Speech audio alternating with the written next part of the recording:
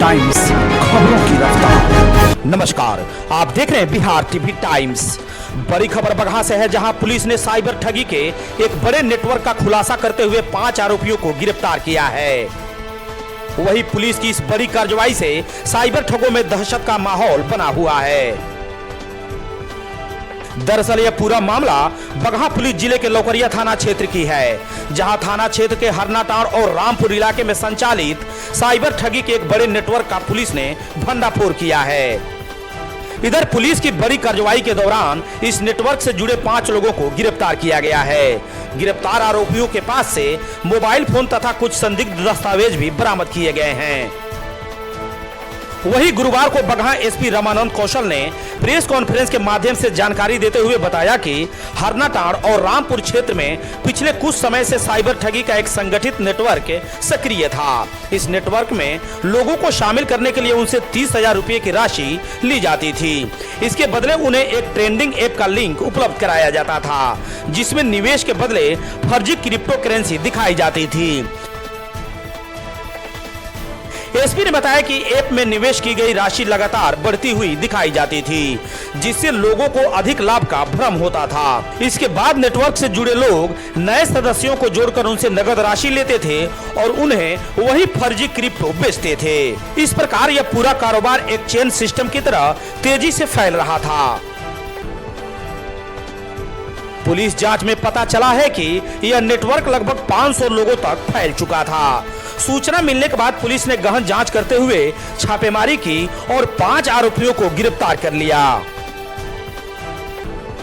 वही एसपी ने यह भी बताया कि इस नेटवर्क से जुड़े कुछ लोगों के माध्यम से अवैध गेमिंग ऐप का भी संचालन किया जा रहा था। इन ऐप्स के जरिए लोगों से अवैध रूप से पैसे वसूले जा रहे थे।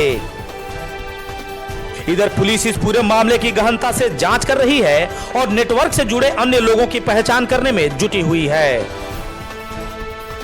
वही पुलिस ने आम लोगों से अपील किया है कि किसी भी प्रकार के आकर्षण निवेश, क्रिप्टो ट्रेडिंग या ऑनलाइन कमाई के झांसे में आने से पहले उसकी सत्यता की जांच अवश्य करें तथा किसी भी संदिग्ध गतिविधि की सूचना तुरंत पुलिस को दें।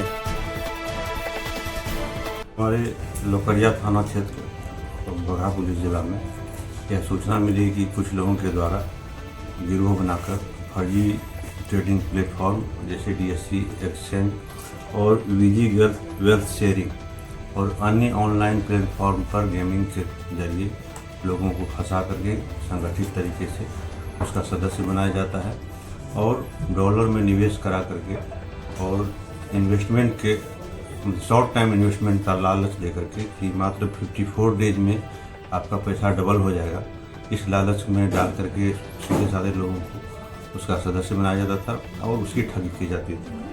और इस सूचना के सत्यापन पर हमने रामनगर SDPO और साइबर थाना के द्वारा गहन छानबीन की गई और मामला सही पाया गया।